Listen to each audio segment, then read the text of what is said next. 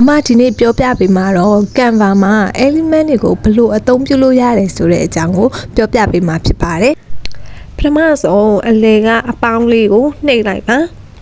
။အဲ့ဒီအပေါင်းလေးကိုနှိပ်ပြီးသွားရင်ဒီမှာဘာတွေမြင်ရမလဲဆိုတော့ဒီမှာပေါ့နော် for you မှာကိုက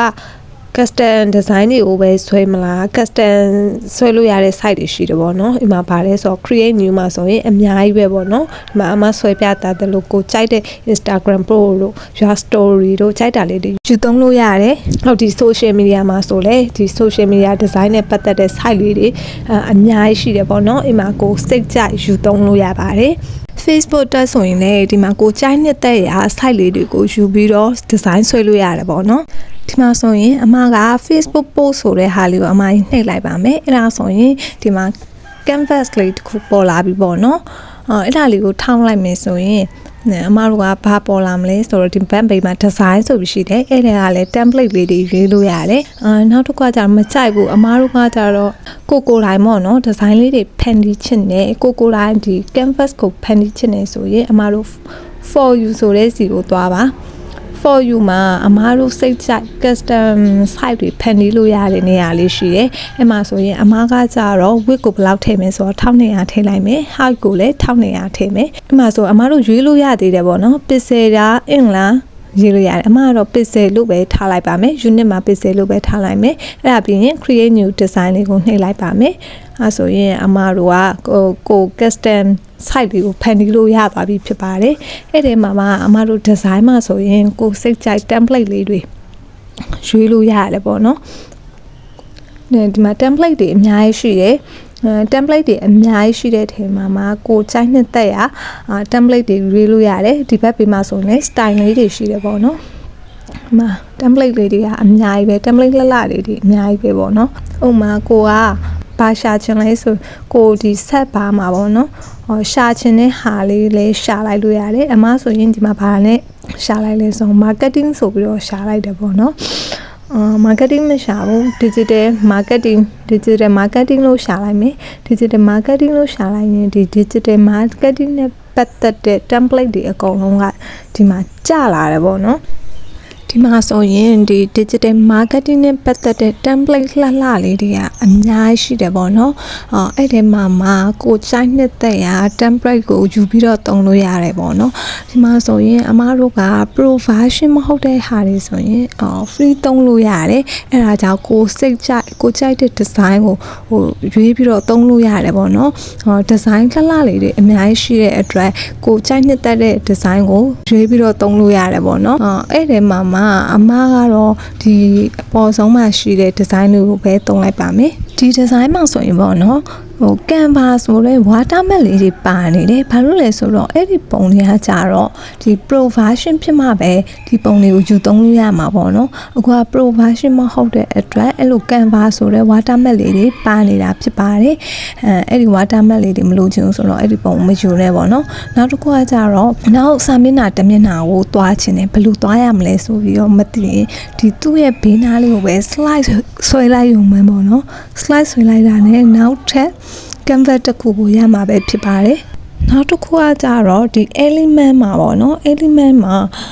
element တွေအများကြီးရွေးလို့ရတယ်အများကြီးပဲဘာတွေယူမှာလဲ graphic လား sticker လား video လား audio လားစိုက်တာယူလို့ရချက်မှာဆိုလဲဒီမှာအများကြီးပေါ့နော်ချက်တွေအများကြီးရှိတယ်ကွတ်တွေရေးဖို့အတွက်ကွတ်တွေလည်းရှိတယ်နောက်တစ်ခုဘာတွေရှိအောင်မလဲဆိုတော့ frame တွေ grid တွေ mockup တွေဒီမှာ mockup မှာဆိုရင် form mockup လေးတွေ print ထုတ်လို့ရတဲ့ mockup တွေ grid mockup လေးတွေအများကြီးဒီ collection မှာဆိုလဲယူသုံးလို့ရတဲ့ element တွေအများကြီးရှိတယ်ပေါ့နော်ဒီမှာဆိုရင်လူပုံလှလှလေးတွေအများကြီးကိုစိတ်ကြိုက်ယူသုံးလို့ရပါတယ်ဆက်ပါမှာပေါ့နော် element တွေကိုပထမရှာကြည့်မယ်ဘာရှာမလဲဆိုတော့ marketing case ဆိုပြီးတော့ရှာကြည့်လိုက်ပါမယ်မှာဆိုရင် marketing case ဆိုရင် marketing နဲ့ပတ်သက်တဲ့ marketing ကောင်မလေးတွေအများကြီးကြာလာတယ်ပေါ့နော်အဲ့မှာမရွေးပဲနဲ့ graphic မှာဆိုလေကြည့်ပါအောင်element လှလှလေးတွေအများကြီးယူလို့ရတယ်ပေါ့နော် pro version လေးတွေတော့သုံးလို့မရဘူးဘာလို့လဲဆိုတော့ pro version လေးတွေသုံးမယ်ဆိုရင် watermark တွေကပါနေပါပေါ့နော်pro version မဟုတ်တဲ့ဟာတွေဆိုရင်အကုန်လုံးကို free သုံးလို့ရပါတယ်ဒီမှာဆိုရင်ဒီ marketing နဲ့ပတ်သက်တဲ့ဟာတွေအများကြီးပေါ့နော်ချစ်စရာလေးတွေပေါ့နော်လူပုံစံလေးတွေလည်းရှိတယ်ဒီမှာဆိုရင်ဒီလားကောင်းလေးတွေအသီးလေးတွေနဲ့ဈေးရောင်းတဲ့ပုံလေးပေါ့နော်ဒါလေးဆိုလည်းအရန်ပေါ့နော်ချစ်စရာကောင်းတယ်ဒီမှာအများကြီးရှိတယ် pro version သုံးရင်တော့လေပို့ပြီးတော့အဆင်ပြေတယ်ဒီလားအများကြီးဒီ pro version မှာဆိုရင် design လှလေးတွေအများကြီးယူသုံးလို့ရတယ်ဒီမှာ social media marketing ဆိုရင်လည်းဒီမှာအသေးပုံလေးတွေနဲ့ဒီအသေးပုံလေးတွေရောနောက်ထပ်တခြား element လေးတွေလည်းယူသုံးလို့ရတယ်ပေါ့နော်ဒီမှာဆိုရင်ဒီ element လေးတွေကိုလည်းယူသုံးတာပါတယ်ဒါလေးဆိုရင်အရင်ချစ်စရာကောင်းတယ်ပေါ့နော်အဲ့ဒါပြင်နောက်ထပ်ဒီမှာ social media marketing ကိုပဲပေါ့နော် graphic မသုံးချင်ဘာနဲ့သုံးချင်လဲဆိုတော့ photo နဲ့သုံးချင်တယ် photo မှာဆိုဒီ photo လေးကိုယူလိုက်မယ်ဒီ photo လေးကိုယူပြီးတေချာနေရာလေးချနောက်ထပ် design နောက်ထပ် photo တွေကိုလည်းယူပါမယ်ဒီမှာဆိုရင်ဒီလို photo လေးတွေလှလေးတွေပေါ့နော် photo လှလေးတွေလည်းအများကြီးရှိတယ်အဲ့ထဲမှာကိုကြိုက်နှစ်သက်ရာ photo လေးတွေယူပြီးဒီလိုမျိုး layout လေးတွေချလိုက်ပေါ့နော်ဒီလိုမျိုးညညာလေး layout လေးတွေချလိုက်ပါ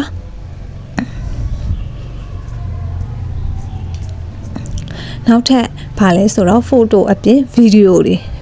တွေလည်းအများကြီးရှိတယ်ပေါ့နော် video တွေမှာလည်းတော်တော်များများကြတော့ pro version တွေများတယ်ပေါ့နော်အဲ့ဒါကြောင့် pro version တွေဝယ်သုံးနိုင်တော့အကောင်းဆုံးပဲ pro version တွေကိုဝယ်လို့ရတဲ့ pick လေးတွေလည်းရှိတယ်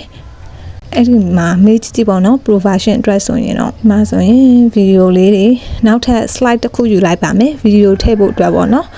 slide ယူပြီးတော့ဒီ video လေးကိုထည့်မယ်ပြီးရင်ဒီ video လေးကို run ကြည့်မယ်ဒါဆိုရင်လည်း video လေးတွေကိုစိတ်ကြိုက်ယူသုံးလို့ရပါတယ်မှာဗီဒီယိုလေးပြီးပြီဆိုတော့အမားတို့ဘယ်သွားမလဲဆိုတော့ audio ကိုခြေပါမယ် audio မှာဆိုရင်လေကိုကြိုက်တဲ့သချင်းတွေကိုစိတ်ကြိုက်ယူသုံးလို့ရတယ်ပေါ့နော်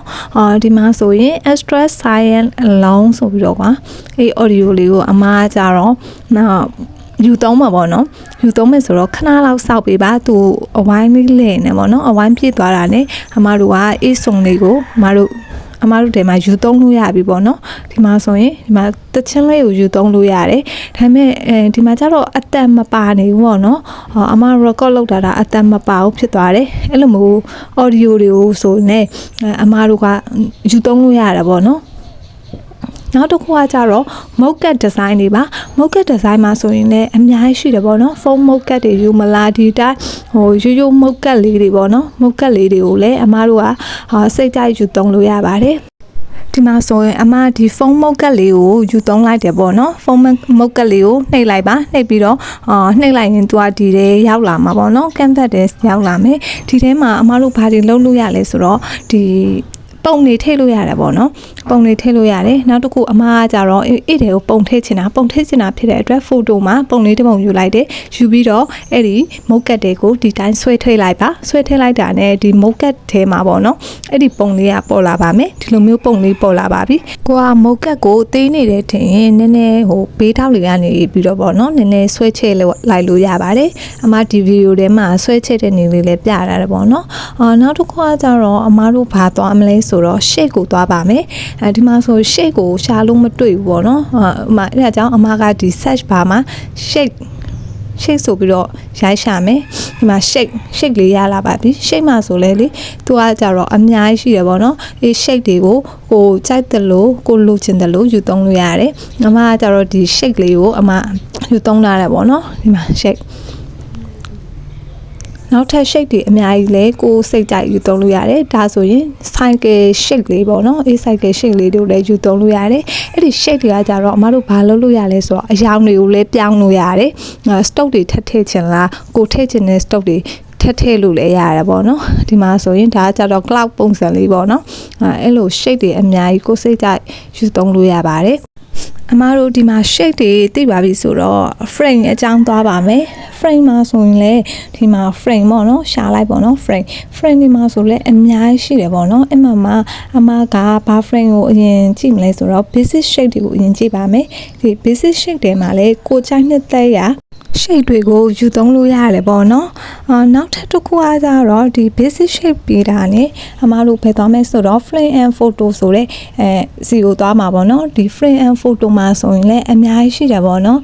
frame and photo ကဘာလုပ်လို့ရလဲဆိုတော့ဓာတ်ပုံတွေထည့်လို့ရတယ်နောက်တစ်ခါကျတော့ divide မှာဆိုလဲအများကြီးရှိတယ်နောက်paper တွေကိုလည်းစိတ်ကြိုက်တော့ကိုကြိုက်တယ်လို့ shape တွေမှာဆိုအမ paper လေးတစ်ခုယူသုံးပြရတာပေါ့နော်အဲ့ဒါမှလည်းဓာတ်ပုံလေးတွေထည့်လို့ရပါတယ်နောက်ထပ် block မှာဆိုလဲဒီ block တုံးလေးတွေပေါ့နော် block တုံးလေးတွေဆိုသူမှာshadow လေးတွေပါပါတယ်အောက်မှာ block တုံးလေးတွေလည်းကိုယူသုံးနောက်မှအမကဟိုပုံလေးတွေလိုက်ထည့်ပေးပါပေါ့နော်ဒီမှာဆိုရင်လည်း letter လေးတွေရှိတယ် letter ဆိုရင်ကိုကြိုက်တဲ့ letter လေးတွေယူပြီးဒီထဲထည့်တာပေါ့နော်နောက်မှ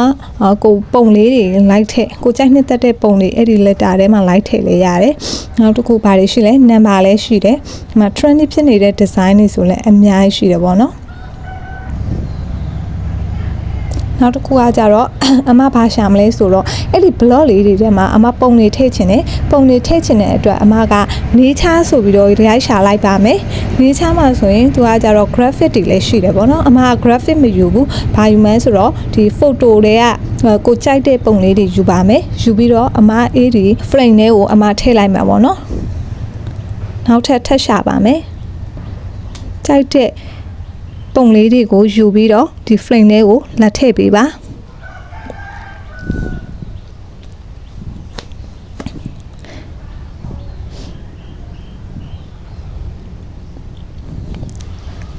ဓာတ်ပုံတစ်ပုံချင်းစီယူပြီးတော့ပေါ့နော်အဲ့ဒီ frame လေးကိုအမတို့ဒီတိုင်းဆွဲထည့်လိုက်ရုံပဲပေါ့နော်ဒီမှာဆိုလူတယောက်တောင်တန်းပေါ်မှာရမ်းနေတဲ့ပုံလေးတွေအဲ့လိုပုံလေးတွေအမတို့အများကြီးဖန်တီးလို့ရတယ်ပေါ့နော်ဒီ frame တွေရှိတာရဲ့ကောင်းကျိုးတစ်ခုကအဲ့ဒါပဲအမားတို့ကြိုက်တဲ့ပုံတွေကိုကြိုက်တယ်လို့အဲ့ဒီ frame တွေကိုပြစ်ထည့်လိုက်လို့ရတယ်ပေါ့နော်ဒီနေ့ frame သင်ခန်းစာလေးကတော့ဒီမှာပဲအဆုံးသတ်ပါမယ်နောက်ထပ်လည်းအမကအကျိုးရှိတဲ့ဗီဒီယိုလေးတွေထပ်ပြီးတော့မျှဝေပေးမှာမို့လို့အမရဲ့ channel ကို like and subscribe လုပ်ပေးကြပါအောင်နော်နောက်ဗီဒီယိုတွေမှာပြန်တွေ့ပါမယ်ရှင်